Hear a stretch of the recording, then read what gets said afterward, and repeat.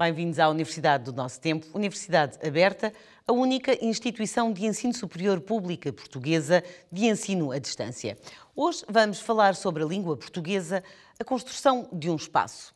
A língua portuguesa está entre as 5 línguas mais faladas em todo o mundo. Para falar sobre a importância da língua, está connosco em estúdio o Sr. Professor José Paulo Esperança, do ISCTE, e também o Presidente do Conselho Geral da Universidade Aberta, Eugênio Anacoreta Correia. Muito obrigada aos dois. Sr. Professor, vou começar por si. Perguntar, este é um estatuto importante para a língua portuguesa. Muito obrigado pelo convite. É um prazer estar aqui e falar sobre este tema que me parece um tema importante e que me tem ocupado, a mim e a uma equipa do ISCTE, nomeadamente o anterior reitor Luís Reto, e de pessoas não linguistas que têm, de facto, analisado a questão da língua portuguesa em particular. De facto, é um tema muito interessante. A língua é um património da humanidade. As línguas são um património da humanidade. O português é uma de 7.000 línguas, mas, tal como em muitos outros aspectos da vida humana, as línguas estão ameaçadas e algumas das línguas correm mesmo o risco de desaparecimento e de extinção. A globalização tem também estes impactos, não apenas sobre as espécies, sobre os seres vivos, mas também sobre as línguas.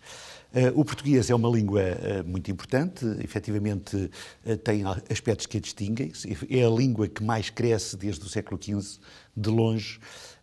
De facto, no século XV havia qualquer coisa como 1 milhão de falantes de português, alguns talvez não muito bem. O nível de literacia não era naquela altura muito elevado.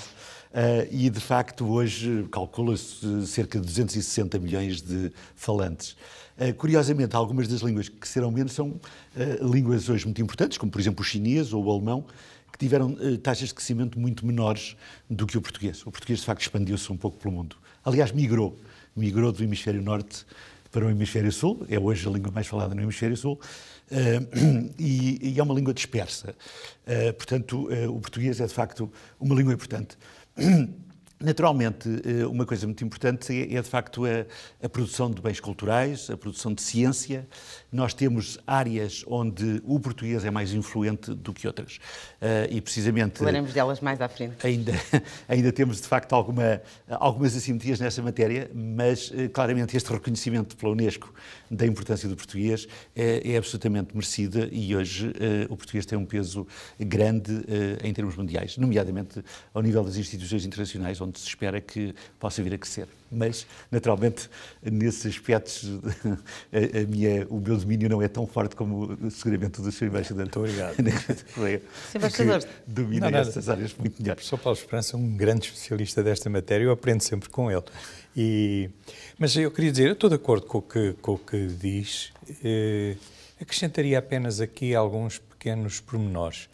Para termos ideia da dimensão demográfica da língua, ela é falada por 4% da humanidade. Tem atualmente 260 milhões de falantes e pensa-se que até ao final do século poderá atingir os 500 milhões. Isso significa depois transformações muito grandes, porque enquanto atualmente quase 80% dos falantes são brasileiros, no final do século a maioria dos falantes da língua portuguesa são africanos, designadamente angolanos e moçambicanos.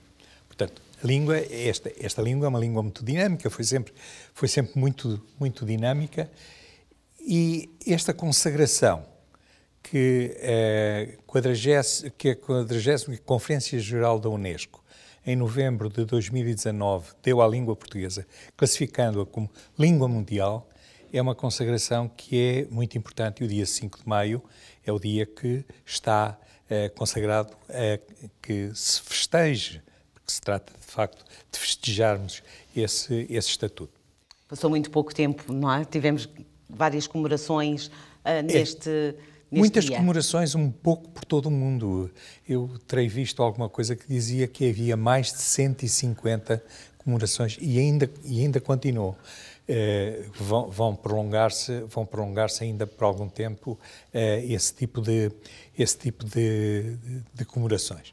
Eu gostaria de fazer aqui apenas duas pequenas notas. Uma primeira nota é para dizer que o dia 5 de maio, que foi classificado pela Unesco como Dia Mundial da Língua Portuguesa, já era comemorado desde 2009, portanto há 10 anos, já era comemorado pela CPLP, como o Dia da Língua Portuguesa e da Cultura na CPLP. Portanto, este dia, que tinha esta classificação, que tinha este contexto de comemoração, ficou ampliado. A segunda nota é uma nota que eu peço desculpa, que é pessoal, que é a seguinte. Em 2013 foram criadas as comissões temáticas dentro da CP. As comissões temáticas, no fundo, agregam organizações não governamentais que obtiveram o estatuto de observador consultivo e agregam-se tendo por objetivo tratar determinados temas. Nessa altura, em 2013, foram criadas 6, para a saúde, para a cultura, para o ensino superior e para a promoção e difusão da língua portuguesa. E o secretário executivo da CPL na altura assinalou-nos que era muito importante que a comissão temática fizesse uma aproximação à Unesco. E, de facto, a comissão temática que foi criada em 2013, logo no ano seguinte, foi comemorar o dia 5 de maio, Dia da Língua Portuguesa e da Cultura na CPLP, à Sorbonne, com o apoio das representações permanentes dos países lusófonos todos, e tivemos essa comemoração em Paris. E aquilo que gostaria de assinalar como nota pessoal é que tanto eu como o professor José Paulo Esperança estivemos nessa comemoração, que é a primeira aproximação de instituições da sociedade civil da CPLP à Unesco. Sr. Professor, é verdade. Desde o início da comissão que o Sr. Professor participou nas conferências sobre a importância da língua portuguesa com o Sr. Embaixador. Sem dúvida, estivemos em vários eventos muito interessantes nessa área e gostaria de dizer a esse propósito que eu julgo que há hoje uma satisfação, um orgulho maior da parte dos falantes de português que vivem no estrangeiro. A nossa diáspora é uma diáspora muito grande. Nem tudo é positivo, efetivamente, razões económicas e outras obrigaram muitos portugueses a migrar.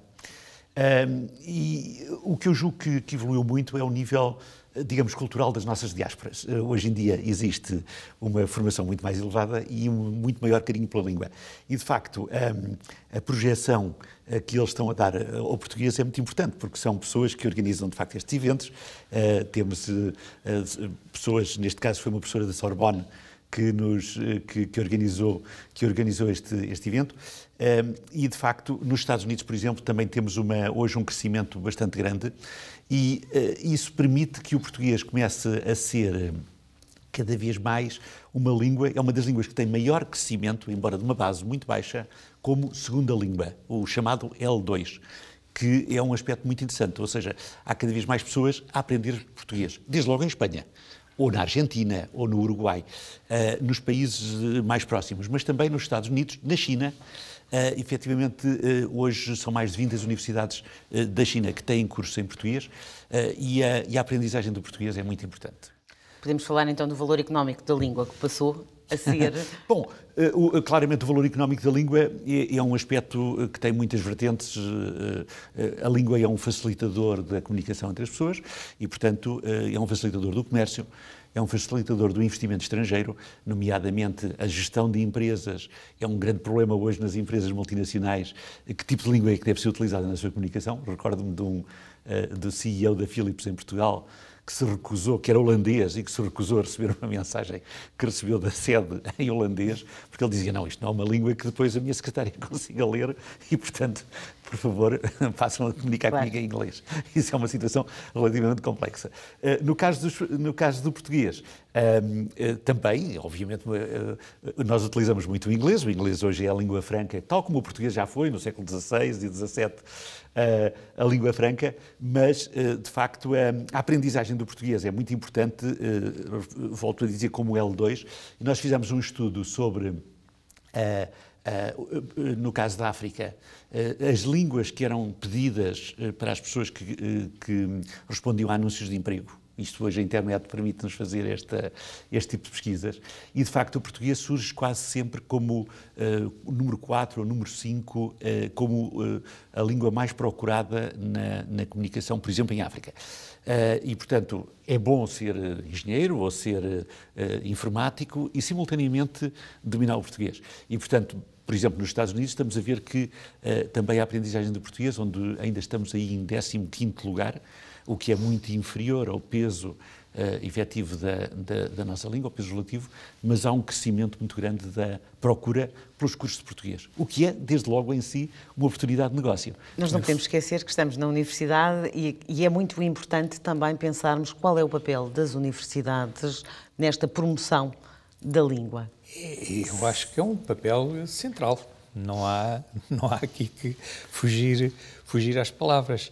Porquê? Porque as universidades não apenas ensinam a língua, mas cultivam a língua, trabalham a língua, melhoram a língua, difundem a língua e são o centro de formação dos agentes que difundem a língua. A formação de professores faz-se na universidade. Para além de todos os outros aspectos, a universidade são os centros de investigação. Os centros de investigação são a origem do progresso da ciência e do conhecimento. Isso são aspectos que são fundamentais no mundo de hoje.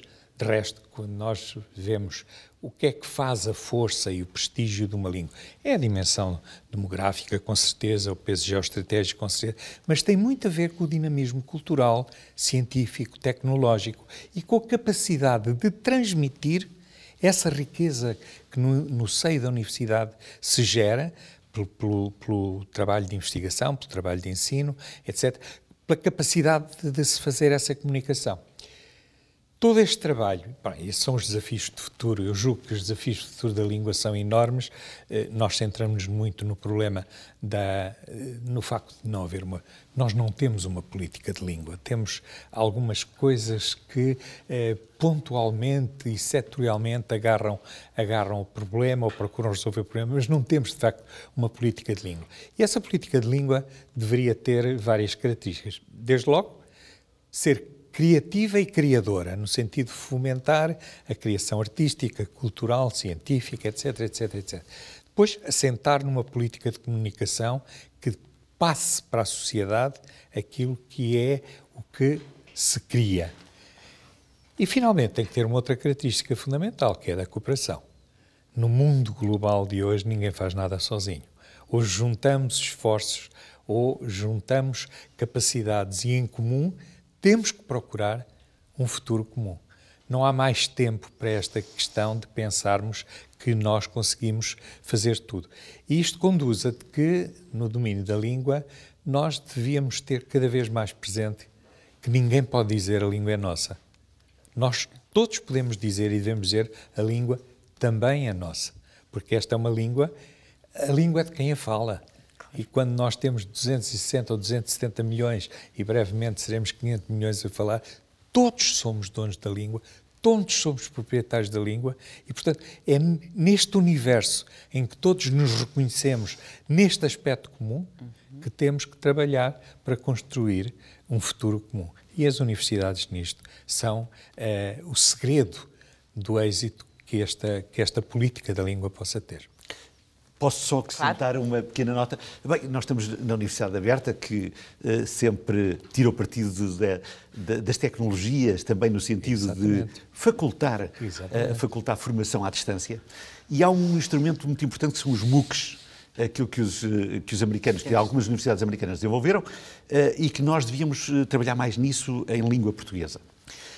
E, portanto, facultar o acesso ao conhecimento, à ciência, em português, é uma questão absolutamente fundamental. E devíamos fazer um esforço concertado, digamos, nessa matéria. Quer as universidades portuguesas, quer em parceria com outros países de expressão portuguesa, e um esforço muito grande que está a ser feito neste momento é o de capacitação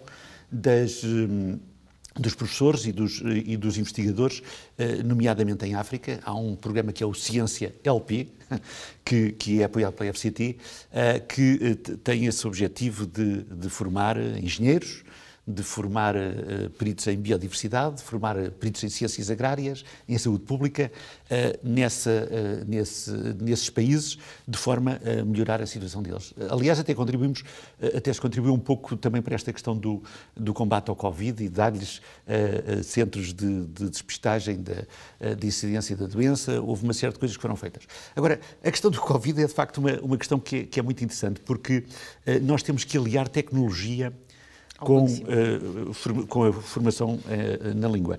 E muitas empresas portuguesas estão a fazer um trabalho fantástico nesta área. Mesmo traduções automáticas, por exemplo, para a televisão, nos Estados Unidos, etc. São empresas portuguesas que estão a fazer trabalhos nesta área. Muitas vezes até para lá do português, mas a nossa sensibilidade relativamente à importância da diversidade linguística é talvez única no mundo. Eu acho que isso pena não se saber. Sabe-se pouco que são empresas portuguesas, não é? Ainda há uma desvalorização do português.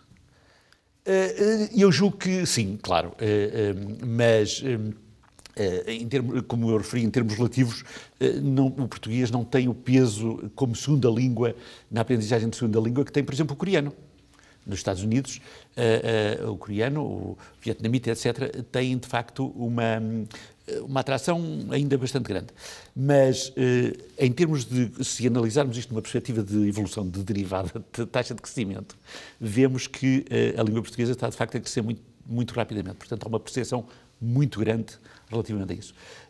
Eu queria só, a esse propósito, referir um tema que é muito fator de divisão, mas que é sempre importante referir, que é a questão do acordo ortográfico e da sensibilidade relativamente ao acordo ortográfico. Não sei se estou dentro da sugestão à hora de trabalho, mas já agora... É um acordo muito fraturante, naturalmente. É um tema de desacordo, mas eu gostaria só de dizer isto. Há um grande investigador espanhol que dizia que na língua a unidade é mais importante que a pureza. E é uma ideia interessante porque, de facto, nós não podemos deixar que aconteça ao português o que aconteceu ao latim, que é a sua fragmentação com o fim do Império Romano. A língua separou-se e tornou-se mutuamente incompreensível. Portanto, os vários falantes hoje estamos a lutar muito pela intercompreensão. Sei lá, entre o português e o espanhol as diferenças não são muito grandes, ou com o italiano. Mas já com o romeno é muito difícil. E, portanto, este aspecto é bastante importante no sentido de conseguirmos manter uma certa unidade do português, porque para o português como segunda língua, para ser aprendido, é preciso que as pessoas não tenham esta dúvida sobre se estudam a variante brasileira ou a variante portuguesa. Português é português. E essa unidade é de facto importante. Essa é uma nota que gostaria de deixar. E aqui está também uma área em que eu julgo que as universidades têm um papel muito grande.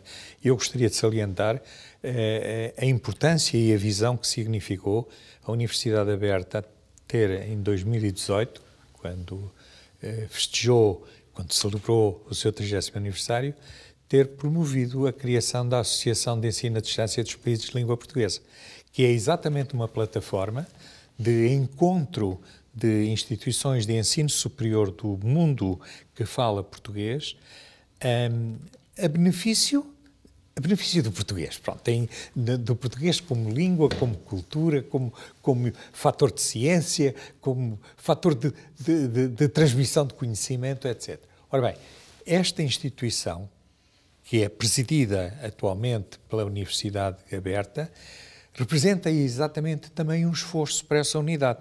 Uma unidade que é aberta a todas as outras contribuições e, designadamente, aberta àquelas contribuições que nos estão mais próximas, como é a hispanofonia, como é a francofonia, como é mesmo até da língua italiana. Se nós pensarmos que conseguimos trabalhar em conjunto neste espaço da neolatinidade, nós estamos a trabalhar atualmente com mais de 1.000 milhões de pessoas que se entendem com muita facilidade. Portanto, a língua não pode estar fechada sobre ela própria, nunca esteve. E é o facto dela nunca ter estado fechada sobre ela própria é que ficou sempre nos sítios onde chegou. É curioso a gente pensar que os holandeses dominaram na Indonésia. Não se fala neerlandês na Indonésia. Os belgas estiveram no antigo Zaire. Não se fala flamengo nesses países. Mas onde a língua portuguesa chegou, Malaca, o Extremo Oriente, zonas recônditas mesmo em África, onde o português chegou, ficou. E ficou por uma característica da língua. É que a língua viveu sempre no cotidiano dessas sociedades. E isso é uma força muito grande, porque revelou um grande poder de adaptabilidade às tradições, aos costumes das populações, e isso foi assumido pela própria língua, que se enriqueceu com contributos das outras línguas, que passou uma mensagem e uma característica da sua própria língua, mas que ficou sempre aberta, tem uma plasticidade que se adapta a todas essas variantes locais e, portanto, é uma língua que está muito preparada para dialogar com outras línguas em plano de igualdade, não impondo nada, em plano de igualdade, sofrendo naturalmente as influências que daí decorram, mas passando também essa influência para as línguas com quem colabora. Portanto, eu não posso estar mais de acordo com o que diz, mas volto a dizer, a universidade é um local central nesta matéria. E vejo com gosto que aqui na Universidade Aberta temos essa perspectiva, temos esse entendimento e temos uma prática nesse caminho. Quase para fechar, Sr. Professor, resumindo, o papel das universidades é importantíssimo na manutenção deste estatuto que a língua portuguesa tem. Sem dúvida alguma. Aliás, no caso português e também no caso brasileiro, e de forma emergente nos países africanos de expressão portuguesa, nós vemos as universidades a crescer de uma forma que às vezes não está por isso. Mas é absolutamente extraordinário. Bem, basta dizer que no 25 de Abril nós tínhamos 50 mil estudantes no ensino superior, tínhamos um ensino de qualidade, mas muito de elite. E hoje temos 400 mil alunos no ensino superior. E muitos estrangeiros. Desde logo dos países de expressão portuguesa, mas também de muitos outros países. Ou seja, Portugal é hoje um local muito atrativo para estudantes da Europa, dos Estados Unidos, dos mais diversos pontos. E o crescimento tem sido muito significativo. No campo da produção científica e da investigação, os últimos 20 anos são, se nós olharmos para os gráficos, o período anterior quase não existia. Efetivamente, aqui neste caso já mais depois da zona europeia e com muitos esforços que têm sido feitos também no financiamento da ciência e da educação, que nós tivemos crescimentos muito, muito importantes. Obviamente, nós temos sempre no campo da língua esta dúvida sobre o inglês e o português, e eu acho que nós temos que fazer as duas coisas. Claramente temos que ter algum ensino em inglês para estudantes, para sermos mais universais, mas temos que manter quer o ensino, quer a produção científica também em português. E hoje há alguns esforços nesse sentido e, portanto, temos que ter publicações. Em alguns casos até devíamos fazer algumas coisas nas duas línguas. Ou seja, devíamos fazer produção dos mesmos textos e dos mesmos artigos em português e em inglês. Mas, de facto, a questão dos MOOCs, dos tais programas de acesso livre, devemos ter mais materiais que permitam livremente às pessoas, a todas as pessoas interessadas e, sobretudo em África, é uma coisa absolutamente espantosa. Muitas vezes há avidez que existe em relação ao conhecimento, em relação à aprendizagem, não satisfeita por razões económicas e, portanto, há aqui uma responsabilidade muito grande nessa matéria e até um esforço financeiro que valia a pena fazer no sentido de produzirmos materiais de facto abundantes e de qualidade para consolidar também o português como língua de ciência. Que é uma das aliás, é uma tentativa que toda a gente dá como certeza de uma política que tem que ser defendida, e designadamente a Unesco, que é a proteção da língua.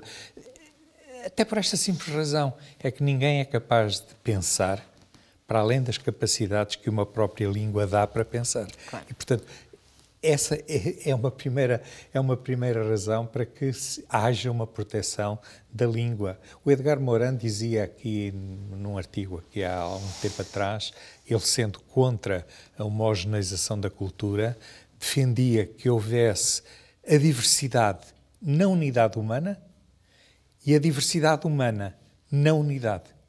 E eu acho que esta é uma síntese interessante do que é realmente conciliar o particular, o específico, com o geral no sentido do global, de ser uma unidade coerente.